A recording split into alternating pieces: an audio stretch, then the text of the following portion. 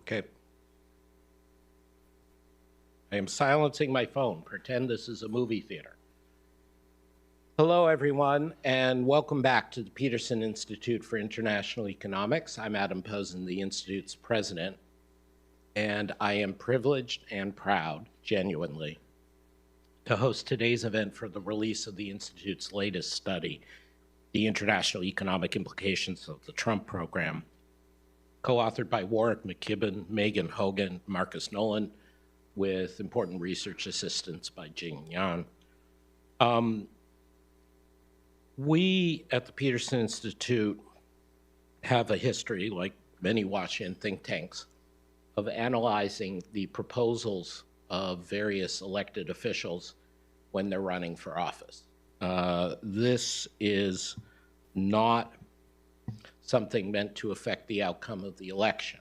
We look at these things because our occasionally seemingly naive but ultimate belief is that policymakers and independent voting congresspeople and senators want to do the right thing. And therefore, it is important to inform the general public and potential and current officials what is the economic baseline, what are the mainstream analysis telling you in terms of realities, costs, and benefits of proposed policies. Bad economic ideas are not solely the province of one party. Sometimes, in fact, bipartisanship converges on bad economic ideas. We would much rather be talking frankly and freely, as we do in other contexts, about good economic ideas, about proposals that could make the economy better off, and that will be an underlying theme today. But most of all, I want to point out that we cannot presume to proclaim on politics. We cannot presume to get in the heads of candidates and what their motivations are. Are they saying something just to get elected? Are they saying something as a threat? Are they signaling or dog whistling?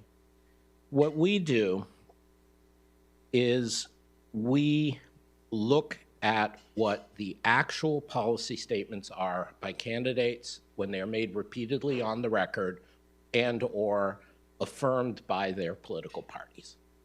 And then we take those and we try to make sense of what they would imply based on mainstream economic analysis and logic. Now, today, we are releasing the largest and the latest piece of a series of studies my colleagues here at the Peterson Institute have put out. This includes a study released a week ago, or a little over a week ago, by these same three authors, McKibbin, Hogan, and Noland, on China PNTR, what it would cost the US economy if that was withdrawn. That, again, is something that, while in the Republican Party platform, is supported by members of both parties in Congress, and we explained why that, at least on an economic basis, would be profoundly damaging. We have earlier this year released work and had an event featuring Warwick McKibbin, our colleague Michael Clemens, and a visitor, Jonathan Portis, talking about migration and deportation, and this study today represents a new round of talking about what the economic implications are of that. And of course, we've done a lot of work on tariffs, which have been pursued and maintained by both parties, including work by our colleagues Kimberly Clausing, Mary Lovely, or Maury Obstfeld, and others. But in the end, it is a nonpartisan act to take candidates at face value when they say something repeatedly. We do not accept the idea that major party candidates for national office in the US just can shoot their mouths off. On the other hand, we do not try to chase after everything a candidate says in the heat of the campaign. So let me just say a word about how we approach this study before I call on and introduce the authors.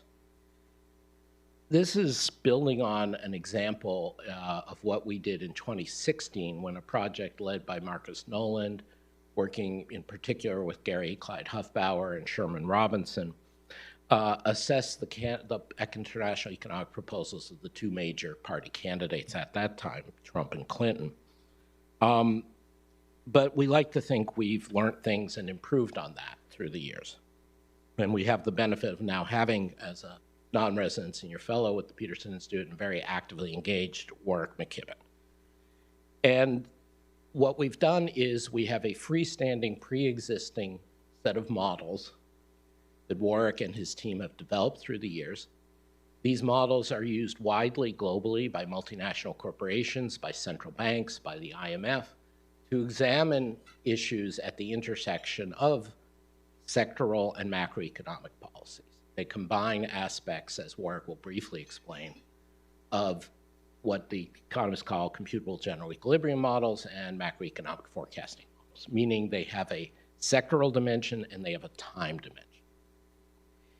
And the point I want to make about this is this set of models is pre-existing.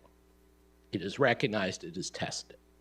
It is not to the degree it exists anywhere off the web, it is based at the Warwick's company and at the Australian National University in Australia. This is not something we jury-rigged or made up for purposes of today's analysis with a predetermined conclusion.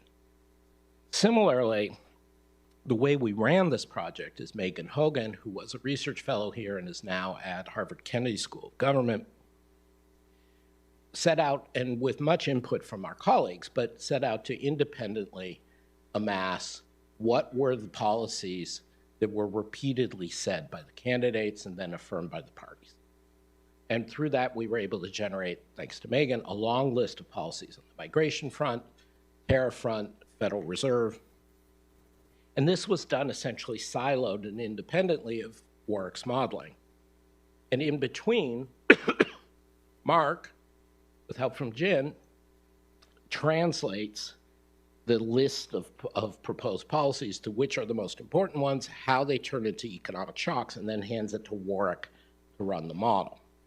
I'm making it sound more mechanistic than it is, but the important point is no results were preordained. Nothing was skewed. This was genuinely the most independent, clean process that we could come up with. And as part of that, thanks to the whole team at the Peterson Institute, including the team working with Melina Kolb and Nell Henderson in our Publications and Communications Department, we have a dashboard on the website that allows you to set your own version of the simulations. You can say, take seriously the latest Trump promises to deport 10 million people and put that in the process. You can take out things you don't think are going to happen. All the data is available to people. The code, if you really want to get into it, is available to people. And we also have at the other end of the spectrum released today, in addition to the dense working paper, a blog by the authors with support from our editorial team that very tightly summarizes key results. So we're being as transparent as we can be. Now, Vice President Harris held an economic speech yesterday, and she made various proposals, which we have not had time to examine. So, but let me explain why we're focusing on these three areas of Trump proposals before we turn it over to the scholars. In each of these three areas, migration, tariff policy, and Federal Reserve independence, the Harris campaign and the Trump campaign have made very clear, explicit differences. The Harris campaign is still talking about tariffs on China, tariffs on various goods from Mexico, but has stated it will not put on a set of general across-the-board tariffs. The Trump campaign has said it will, if elected. The Harris campaign has said it will not engage in mass deportations of migrant workers if it is elected. The Trump campaign and the Republican Party platform have said they will engage in mass deportations if elected. The Harris campaign has said she will not interfere with Federal Reserve monetary policy independence if she is elected.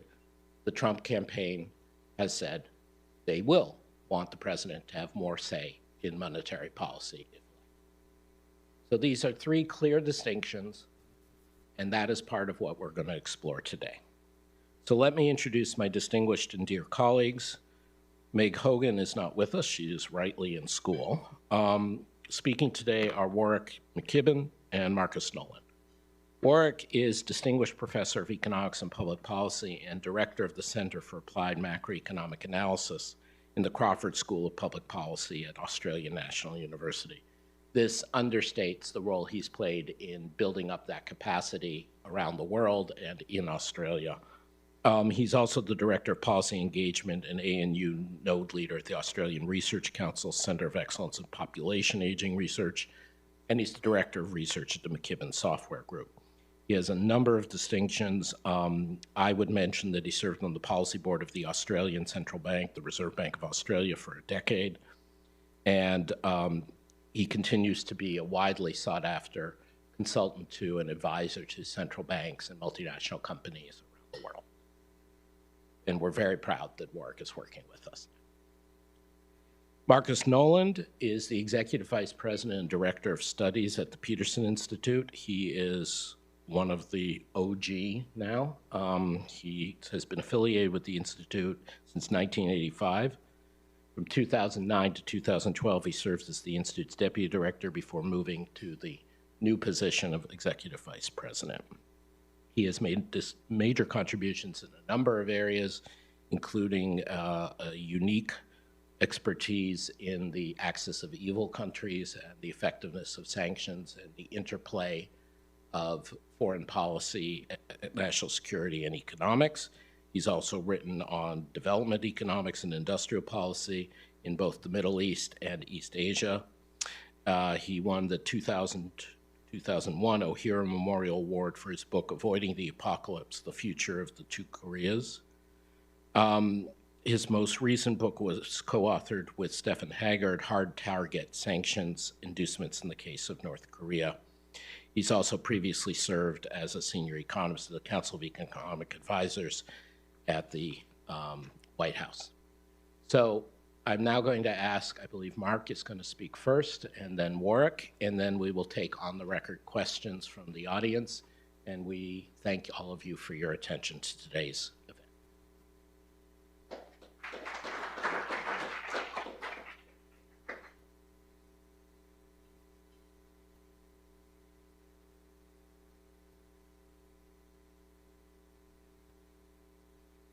Well, I'd like to thank those of you who are here in person for braving the rain, and I'd like to thank the Publications Department of the Institute who have done yeoman work over the last couple weeks getting this paper out on time.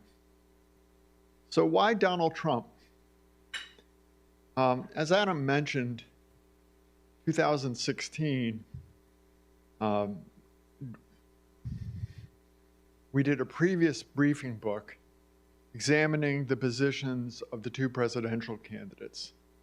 And somewhat like 2016, today we have a race in which one candidate, Vice President Harris, essentially represents a continuation of the status quo, and another candidate, Donald Trump, once again, who is anything but the candidate of continuity. Former President Trump has promised mass deportations, tariffs, and to erode the independence of the Fed.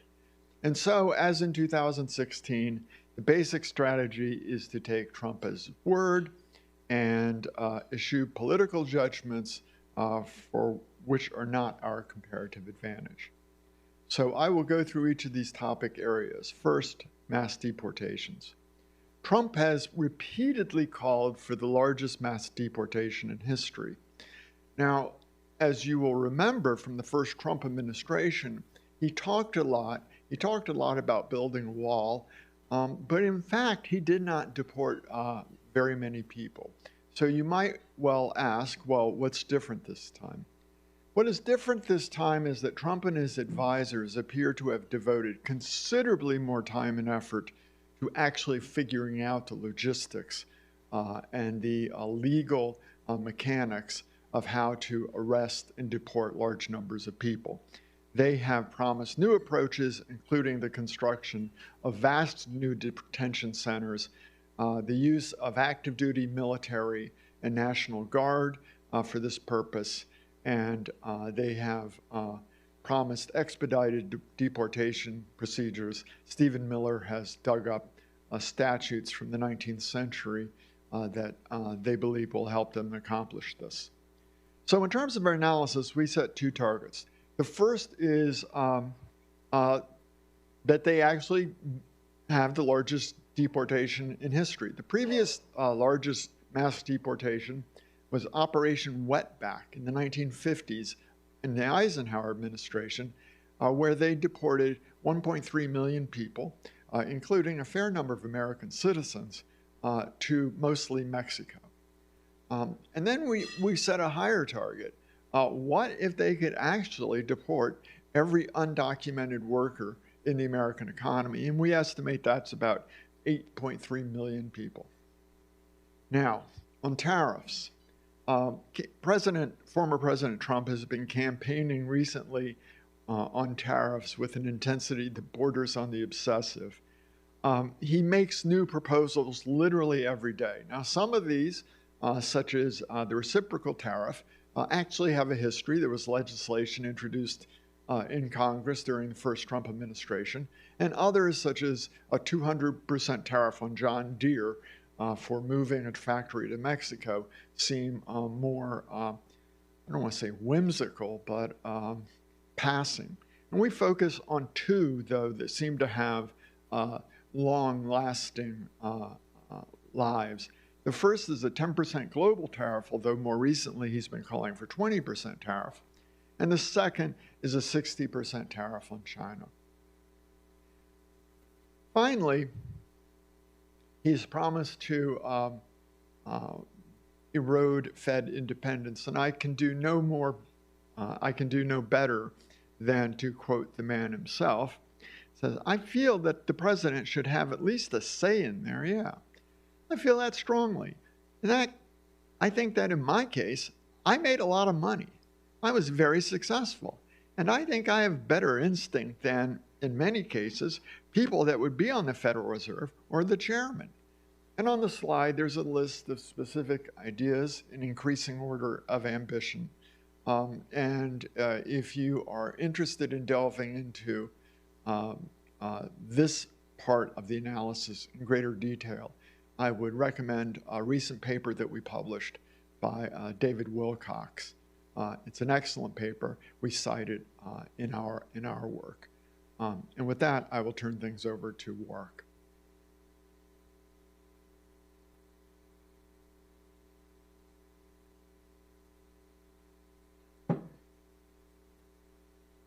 Thanks very much, Marcus, and thank you to Adam and the Institute for supporting this research. Particularly like to thank the wonderful support team here at the Institute that made today possible. And I'd also particularly like to acknowledge Roshen Fernando, who's here today, who is a key member of my team in Australia. He's now moved to the World Bank, and he's the person behind the dashboards that you'll find on the internet. So as Marcus said, the goal of this paper is to look at several of the policies that candidate Trump has laid out. There are three things we need to do this sort of analysis. One is you need some sort of transparent model or framework for putting the policies in, understanding the interdependencies within the economy, and drawing out conclusions. So the first thing is you need a transparent framework, and as Adam said, we've chosen the model, coincidentally, of which I'm a co-author, which is transparent, public domain, widely used. The second thing you need to do is you need to make a number of assumptions, because we're taking policies and we're converting them into particular ways of simulating these policies. We have to be very transparent about the assumptions, and the assumptions will affect the results. The third thing we have to do, which is very much what a politician has to do when policies are implemented, is you actually have to have a very clear idea of what the policies are. They're not hand-waving. In a model, you have to take the hand-waving ideas, convert them into explicit actions. And so we also have to convert some of the statements that we've heard already into specific policies. So the specific policies that we look at is a 10 percentage point tariff increase on all trading partners. And again, we look at two scenarios, with and without retaliation. Other countries may or may not respond. The second is a 60 percentage point tariff on China. Again, China may or may not respond. And a high scenario, which is the goal of the candidate. Each of these is quite easy to turn into an actual policy because, you know, we have the tariff rates, we have tariffs, we have the workers that are being deported, we know where they work. The third case is independence of the US Federal Reserve. And we had to be somewhat creative here to come up with this scenario, and I'll talk about it when we get to that. We also look at a combination of scenarios. Suppose we take a low side, some of the policies are implemented, what happens when they interact with each other, do they offset, do they accentuate, and then we look at a high side where we combine them together. To summarise what we find is and this goes from left to right, the scenarios are listed along each of the columns and some key variables that we pull out in this modelling framework.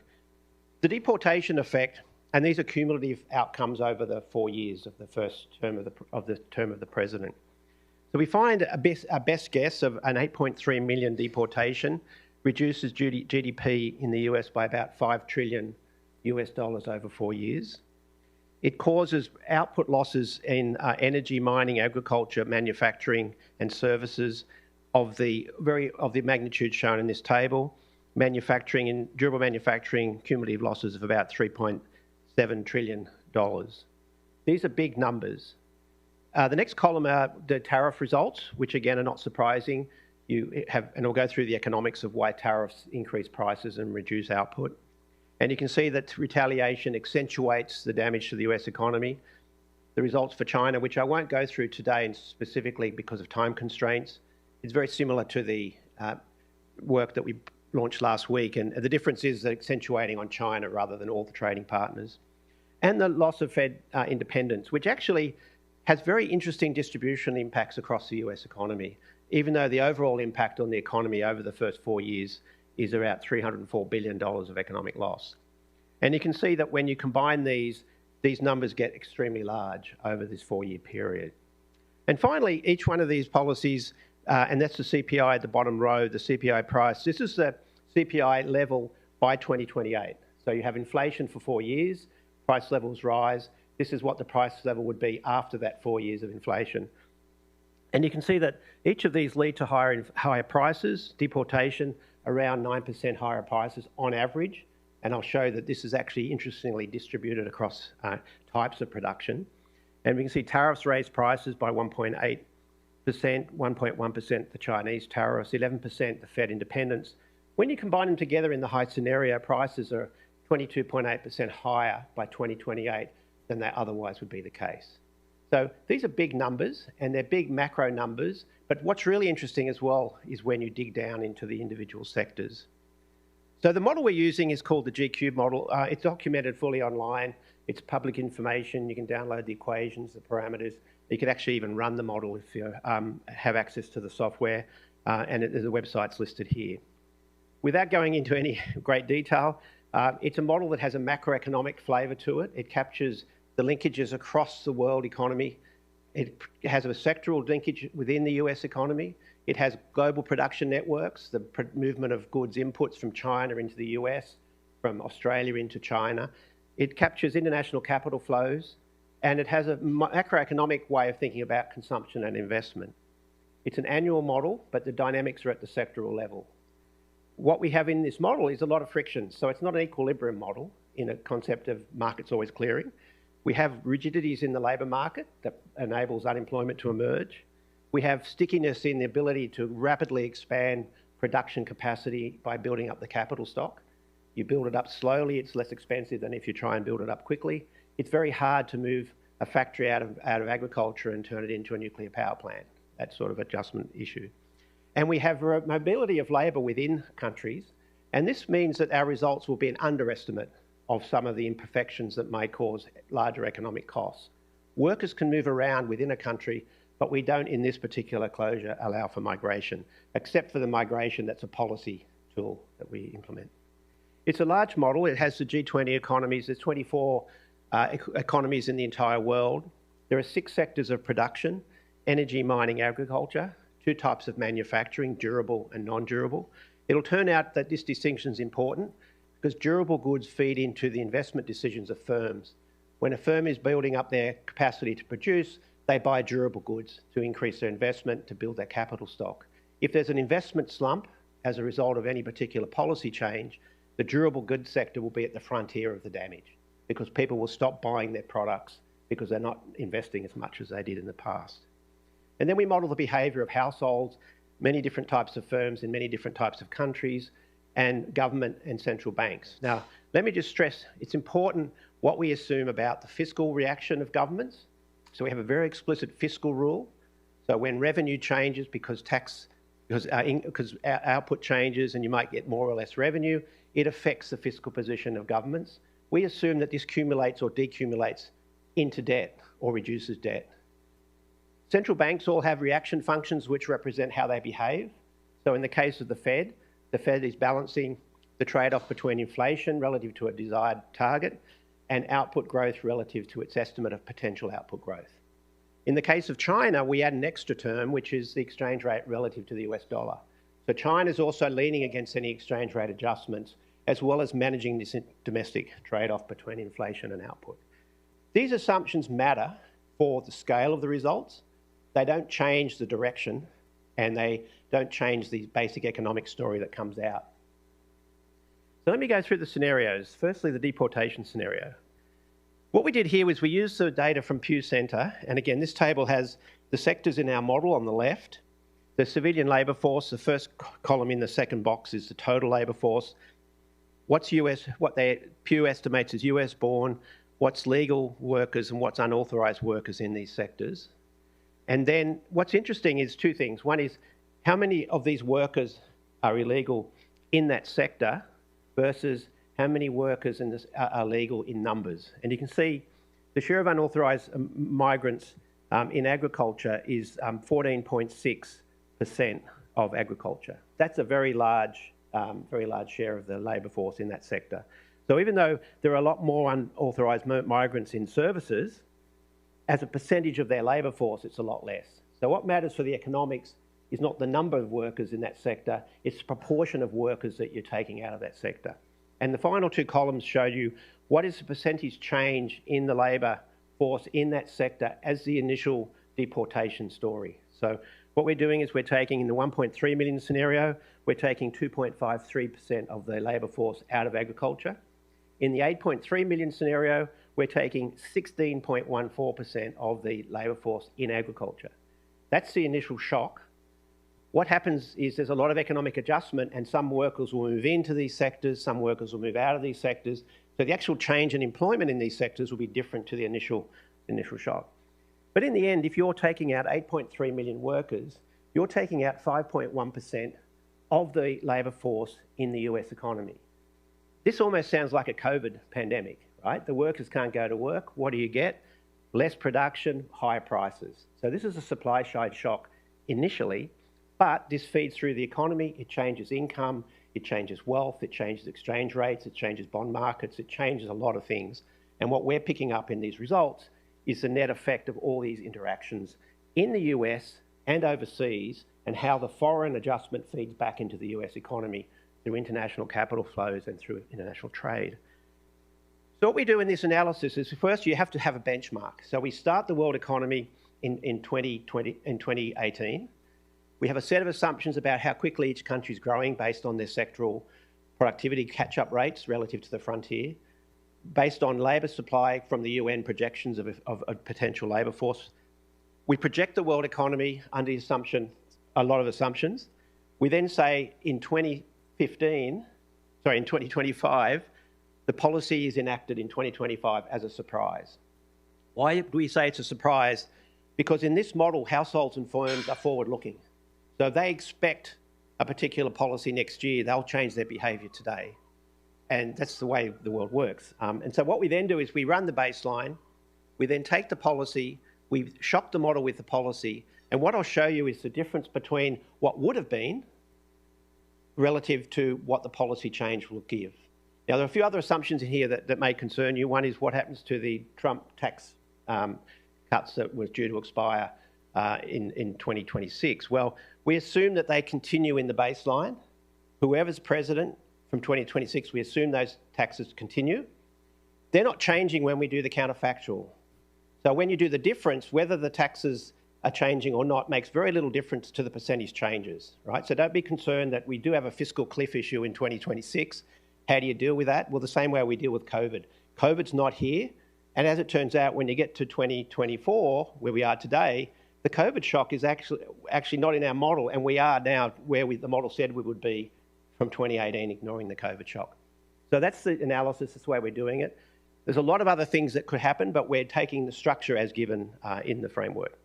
So what do we get? Well, so you can see straight away, if you deport 8.3 million workers on the left-hand side, you've contracted the labour supply over 2 years. So again, we're phasing this in. We're taking half the workers out in 2025, half the workers out in 2026. By 2028, US GDP is about 7.5% lower than it otherwise would be. This is not the growth rate. This is the difference between GDP in that year and what it would have been. So you get what looks like very much a Keynesian sort of overshoot. So demand in the economy contracts, investment contracts, there's an adjustment, you overshoot on the downside, you get some reallocation of resources, things recover, and you end up with GDP coming back to where the growth rate would have been. The flat line is the growth rate, right? So it's not, you haven't changed the growth rate by 2035, but you have changed the level of GDP by 2035. Interestingly, and on the right-hand side, you can see the comparison between the two scenarios. 1.3 million is a lot less of a shock than 8.3. Interestingly, the spillover to the rest of the world is reasonably small. And that's an interesting result. There are offsetting effects. The US demand contracts, therefore the demand for foreign goods coming into the US economy will contract. But on the other hand, capital will flow out of the US economy because the return to capital in a particular sector depends on how many workers are in that sector. If you've got less workers, the return to capital will go down, the encouragement to invest goes down. That capital will be reallocated within the US economy from weak sectors to stronger sectors, and it'll go to Canada, it'll go to Mexico, and it'll go to Australia, and it will go to China, and it'll go around the world. So you do get the offset that the world is losing demand from the US economy, but it's getting capital that would otherwise have stayed in the US economy. That mechanism shows up in all of the results we present. So let's look at the inflation impulse. Remember, the Fed is in here. The Fed is assumed to care about inflation. It sees inflation, but it can't do much about it because the economy is contracting. So it's balancing. So you see the inflation impulse gets up to 3.5% higher inflation than it otherwise would be. So in other words, if inflation would have been 2%, this says inflation would be 5.5%. The Fed eventually gets to adjust their policies, and eventually they get inflation back to where it was. And so we've managed to solve the inflation problem. You cannot change potential output using monetary policy. And you can see that the inflation impulse is just accentuated if you have a bigger shock. What happens to the sectors? And this is really interesting because in these sectors, deporting the workers means that you're going to have to probably pay higher wages to actually keep production going. You can't keep all the production running. The scarcity of supply for a given demand will cause inflation to rise, and the price level will shift. So you can see that the sectors that most get hit is agriculture, not surprisingly, because agriculture is one of the sectors that takes the biggest hit initially.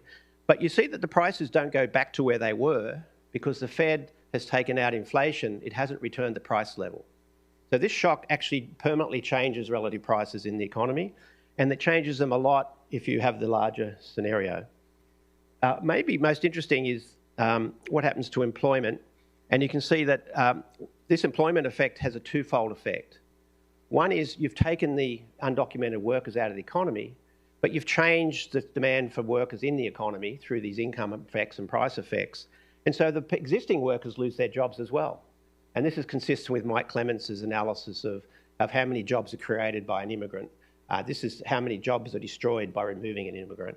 And you can see that you get the overshoot, you get the adjustment, but you eventually get back, the economy eventually adjusts, and you can see that you get back to the level of all the workers that stayed in the US eventually get employed. They get employed at a lower real wage because the assumption in this model is ultimately the labour market clears. The only way you can get the labour market to clear with a shrinkage of the economy is to give those workers jobs at a lower wage. What's interesting here then is what happens to the trade balance. And Again, the story here is a story of not just exports and imports, it's a story of savings and investment. The current account is the difference between savings and investment. If a country saves more than it invests, it runs a current account surplus. That capital goes overseas. If it invests more than it saves, like the US does, then the capital flows into the US economy and you end up with a current account deficit. The mechanism by which this happens is the exchange rate depreciates for the countries that are importing capital, so their exports are cheaper. The exchange rates depreciates for countries that are losing capital, and it depreciates for countries that are attracting capital. So you get the trade balance improves for the US. Why? Because capital's flowing out. The exchange rate depreciates, exports become more competitive, imports become more expensive, so you end up with a trade surplus. So this surplus that we're seeing here, it's not a good news or a bad news story. It's telling you that the US is losing capital. It's losing capital because it's reduced the return to capital by deporting so many workers and reducing the scale of the US economy. So from the point of view of the policy, you do end up with a reduction. So again, this is a deviation. So you've got a trade deficit of 7% of GDP. It becomes a trade deficit of 5.5% of GDP. So again, you've reduced the trade balance. Eventually, you have to finance these flows, and so eventually you have to have the opposite effect on the trade balance over time. So this policy does lead to a particular outcome on the balance of payments. And the employment effects are pretty clearly not surprising in the sense that we know which sectors are getting initially the biggest hit.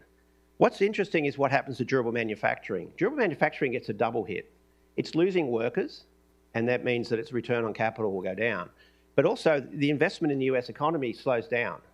And with investment slowing down, the demand for durable manufacturing goods goes down. And so it gets hit twice. And so you lose jobs in manufacturing and you lose jobs in agriculture as well. And you can see that the effects once you get to 8.3 million people is non-trivial. 20% reduction in durable manufacturing employment. And again, sectoral output is very clearly impacted because what you've done is you've deported these workers, so there's no workers to produce, so output will go down. The prices of products within the US economy will go up, so the input costs for all the sectors in the economy will go up. So you get a cost increase, a contraction in output, and you can see again it's differential across the economy. The sectors most hit look just like the employment effects. Durable manufacturing, service, and agriculture get really badly hit. So again, we've already been through a summary, but let's summarise again. The 4-year cumulative percentage point change, real GDP after 4 years of adding up is minus 19.6% of GDP lost. That's a big number in the 8.3 million scenario. Inflation is 9.1%, well, the price level would be 9.1% higher. Inflation's higher by a couple of percent per year, so it adds up. So that's not surprising. The scale, when we did this analysis, was surprising, but then when you look at the numbers and the economic story, it's very hard to see how you could change too many assumptions to get a different outcome. But you know, if someone had a framework for evaluating a candidate Trump's policies that gave different answers, I'd be more than happy to sort of look at how the assumptions are put together and what the modelling basis is for what they're doing. Because again, you know, you get what you put in, you get out what you put in, but these models are fairly robust to these particular assumptions. The tariff story is quite familiar to this audience. Peterson's well known for its work on tariffs. One of the differences in this model is apart from just when we put on a tariff, it increases the price of imports, it reduces the demand for imports, your prices in your economy go up to the extent that imports are in the price bundle. They also go up if imports are in the production structure, because the input costs go up, therefore the goods that use those imports, their prices also go up. But what's interesting in this modelling framework is that we are capturing the impact of the tariffs on the return on capital by sector. And so if you end up having a reduction in demand for a particular sector's output, then the return on capital in that sector will go down, therefore investment in that sector will go down, and it leads to a change in the allocation of capital within the US economy, but also across countries.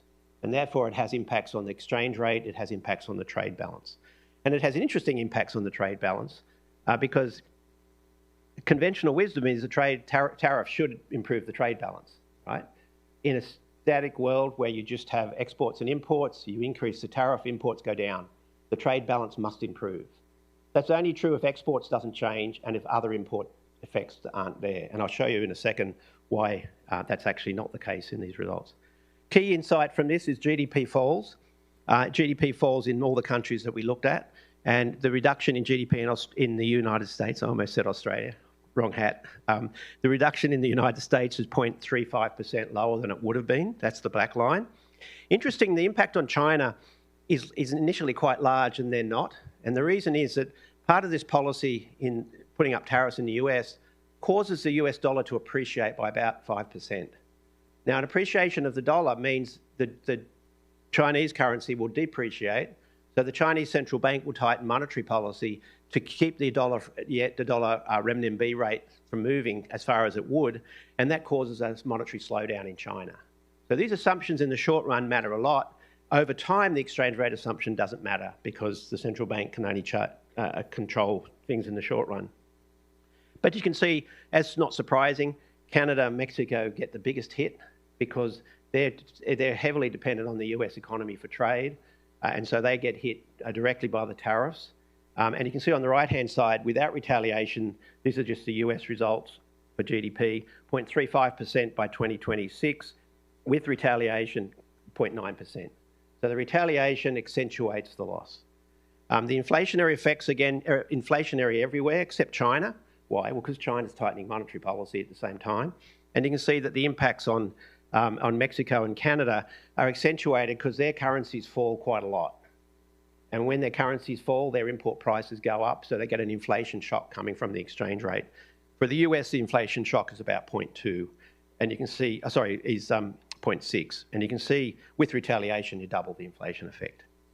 Employment effect, again, not surprising. You slow down the economy, you lose workers, you lose jobs. Eventually, the real wage will fall. Those workers that lost their jobs will be re-employed somewhere else in the economy in sectors that are less impacted by the trade policy than other sectors. And you can see that without retaliation, you get an employment effect which is about half the size as you get if you have retaliation. What's interesting here, and again, let's focus on the left-hand side first. This is what happens to countries, Mexico and Canada in particular. You've put a tariff on these economies, they depend heavily on the US. The return on capital in those economies will go down. People pull their money out of these economies, their currencies depreciate, their exports go up, their imports go down, they run trade surpluses. So these trade surpluses are not a great thing for these economies. They're saying, yes, capital is fleeing your economy. You've got capital leaving. In the United States, you get a slight improvement in the trade balance, but then you get a deterioration in the trade balance. The slight improvement is coming from that initial tariff effect on imports. Imports are more expensive. No, you cut your imports, everything else taken as given, trade balance improves, but you're appreciating the exchange rate. And the exchange rate appreciation is hitting agricultural exports, it's hitting manufacturing exports, it's hitting all of your exports in a way which you can see on the right-hand graph is an important mechanism. In the right-hand graph, without retaliation, it's the US dollar appreciation. If everybody retaliates, the currency effect gets washed away because everybody's doing a tariff. So the difference between these two is the impact of the dollar change on the US trade balance. You get the normal effect if with retaliation you've taken away the exchange rate effect and the trade balance improves. That's what you would have expected in a partial equilibrium analysis. But once you build in the financial sector, the reallocation of capital, the appreciation of the dollar, exports move, imports move. The net effect in this case is almost zero, and then eventually a deterioration in the trade balance. So if the goal of this tariff is to improve the trade balance, the only way it will work is if the rest of the world retaliates, and that gives very large economic costs for your economy. And again, you can see the distribution effects are actually quite interesting because these effects come about because firstly, the exposure to international trade. So agriculture, it's having input costs effects because it's using inputs that are becoming more expensive, but it's exporting to the US economy with a stronger currency. So if you're a trade exposed sector like agriculture, you take a bigger hit on production. Notice again, durable manufacturing, it's also exporting, but it's also providing the investment goods in the US for investment, and investment is weaker because the tariffs have slowed the economy. And so again, manufacturing takes a double hit. It takes a competitiveness problem. It takes an input cost problem because it imports a lot of inputs from China that are more expensive now. So it's getting squeezed in every dimension. The complete opposite, I think, of the intent of the policy. And these numbers get very big if you get retaliation. And again, the employment effects looks just like the output effects. And again, the price effects are kind of interesting because there is an argument that you hear people who advocate tariffs, they won't increase prices. And here's a case in mining where actually that's true. Why doesn't the tariff increase the price of mining initially? Well, because everyone stops buying the product. So the demand goes down, so the price falls. So you get more unemployment in that sector than you would otherwise get. So it is possible to have tariffs not increasing prices initially, but that's because of a slowdown in the economy. Otherwise, you end up with higher prices, which is what we show. And the distribution across the sectors is very different. Depends on the capital intensity, depends on the openness to trade. The final policy, and I'll skip the Chinese because I predicted we would run out of time, and we are running out of time. Fed independence is a really interesting one to try and model. When Marcus raised the issue, I sort of scratched my head and I thought, wow, how do you do that? But then I realised there's two fundamental things we could do to get an insight. And again, this is not a forecast, it's a scenario insight. The two things are the following. What do we know about countries that have independent feds versus countries that don't have independent feds? And there's a large literature on this, and we find in the literature, if you have an independent central bank, your inflation rate tends to be between 1% and 6% lower than a country that has a central bank that's determined by politicians. So in other words, if your central bank isn't independent, you're going to have an inflation bias in your economy. Across countries, across time, pretty robust conclusion. So we argue, well, what would a politician-driven Fed try and do? It'll try and run the economy faster than its speed limit. And so let's assume that their potential growth target isn't what the Fed estimates, it's 2% above that. And so therefore, if you're targeting 2% above and you've got the same weights on inflation and output, you'll end up with 2% higher inflation in the long run. So we've got the first step is an inflation bias in the economy. Is that a good story or a bad story? Well, the model can tell us. The second issue is, what would this do to confidence in the financial sector and the confidence of foreign investors if Donald Trump was running the Fed? So we looked at all the financial crises we've seen in countries outside the US, and you find that these country risk premia can go up between 8 and 15 percentage points, right? So that's a very, very large penalty, an excess return that you need to get to hold the assets of that country relative to the US economy if you're concerned about the risk. So we assume very rarely that the centre of the global financial system, the US economy, gets hit with a 2%, 200 basis point risk premium. Okay, so therefore, that's a risk on investing in US assets. What happens if that happens? Well, you have to get 2% higher rate of return. Where does the fundamental rate of return come from? It comes from the marginal product of capital. You have to shrink the capital stock to get rid of the low marginal capital, and you have to therefore get a higher marginal product. Therefore, you have a smaller economy, but it's generating higher rates of return. So they're the two shocks, 200 basis points on risk of investing in the US and inflation bias. So you can see what does it do to GDP? Well, actually, if you turn on the monetary money supply in the Fed, it causes the US GDP to shoot up. So initially you get this it's like a party followed by a hangover. You get a stimulus to the economy, nominal wages are sticky, inflation shoots up, real wages fall, employment shoots up because all these workers are cheaper than you're selling your products, but eventually the wages will start to get inflation built into them, and eventually you'll end up with a slowdown in the economy, and notice that this slowdown is permanent. You permanently shrink the US economy by 0.5%. Why? Because you're permanently shrinking the US capital stock by 0.5% in order to generate a high rate of return to cover the cost of the risk premia in the cost of borrowing for the US economy. Now, we made up those numbers based on historical precedent. US is kind of different to most of the historical precedent, but there are long back in time countries that were the hegemon who ran into increases in country risk premia, such as the French and others. So you can see here that this is a quite interesting result. It wasn't staged to get this result, but by the 4 years after this policy is implemented, the US economy hits the bottom of its worst outcome. So within one term of the president, you end up with GDP down by more than 1%. And you end up with China actually mimicking the US on the employment side because they're trying to follow the Fed because they don't want their currency to depreciate. So they're flooding the economy with liquidity to keep up with the US dollar. So you can see the inflation outcome. Higher inflation initially. The Fed eventually gets from the 3% back to its 2% target, and you see the US has permanently higher inflation. What's kind of interesting is this causes a very large capital outflow. This causes the US dollar to depreciate by about 18%. Who's going to hold US assets when politicians running central bank? Well, we know from every other country in the world when that happens, you end up with capital flowing out, dollar depreciates, exports become more competitive, imports become less competitive, the trade balance moves into surplus. That is the capital outflow. And so you get a trade surplus. This surplus is actually the change. So the deficit goes from 7% of GDP to 0.5% of GDP.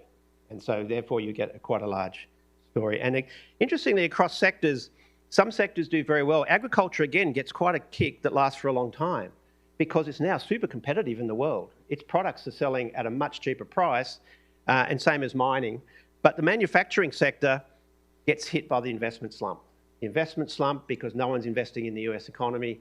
So you get this big shift in consumption and investment. And again, the poor old manufacturing producers and workers are the ones that take the brunt of this particular policy. And finally, what happens to prices? Well, again, this is the price level percent deviation. Clearly, each year prices are 2% higher than they would have been. So this line just keeps going up. So by 2040, all prices in the economy are roughly 36% higher than they would have been, because that's what happens when you have persistent inflation. You get much, much higher prices. When you combine them, so the low combine is no retaliation on the trade side and the small deportation number. High combined is retaliation with the high number, and you can see that the GDP effects of the combined scenarios is not a very good story. GDP is permanently lower, but it also goes through this period by 2028 of contracting by nearly 10%. In other words, relative to the baseline, the US economy does not grow, has not grown by the end of the period of this 4-year presidential term. The US economy is back to where it was. And the same with employment. Inflation is much higher. Again, high combined inflation is 7.5% higher than it would have been.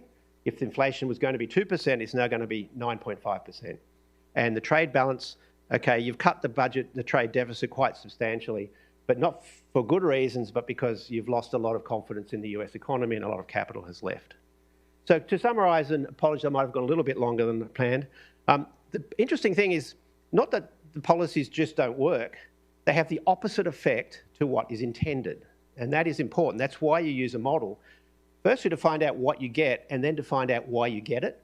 And why you get it is a coherent story that you see throughout countries throughout history. So it's not as if this is an unusual result.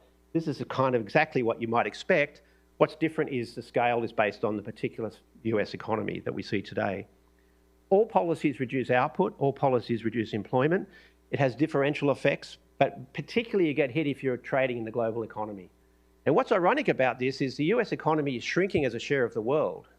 The US economy now is 25% of the world economy in dollar terms and about 18% in purchasing power terms. You're withdrawing from the world economy with each of these policies at a time that the rest of the world is going to be growing quickly. And so you're really creating yourself a very, very different future than if you remained in the global trading system.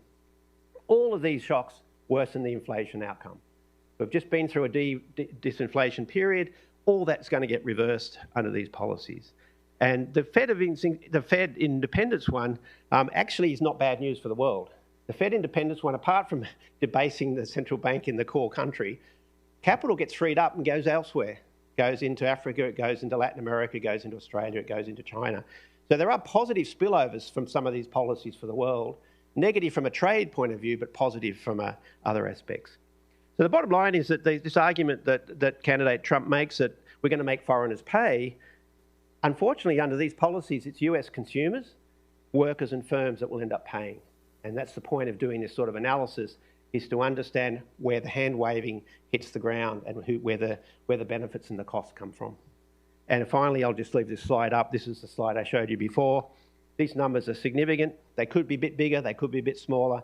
It's almost impossible to change the sign in the sort of framework in which we're analysing this. And I'll stop there.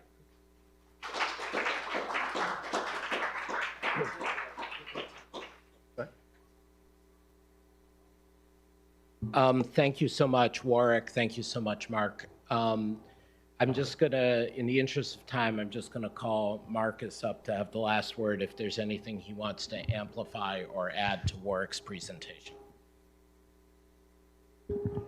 Actually, Warwick said it at the end. You can argue with some of the assumptions, but you're not going to change the signs. Specifically, some people say, well, we're not actually going to put on these tariffs. We're just going to use them as a bargaining mechanism. I'm kind of skeptical of that. The history of the United States is once you put a tariff in place, it's very hard to pull it back. The other thing is that, well, countries may be afraid to retaliate against the United States. Perhaps that's true. Then just look at the columns where there's no retaliation. It's still bad. And as Warwick says, alterations of these kinds of assumptions are not going to change the signs of these outcomes.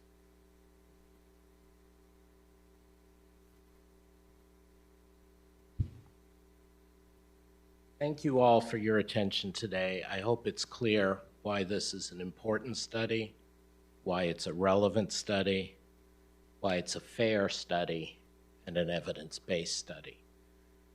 I'm just going to ask that all of you who are watching online, who will be watching this in the replay, who are reading our blog, who are reading the detailed paper, who are with us today, get the word out that if you do mainstream economics, not ideology, and if you use data, not hand-waving, the combination of mass deportations, across-the-board tariffs, and eroded Fed independence is bad for the economy.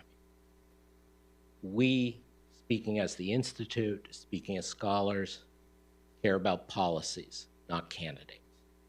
Candidates can change policies. People can make candidates change policies. People can make even presidents change policies. Let's hope that that happens irrespective of the election outcome. Thank you for joining us.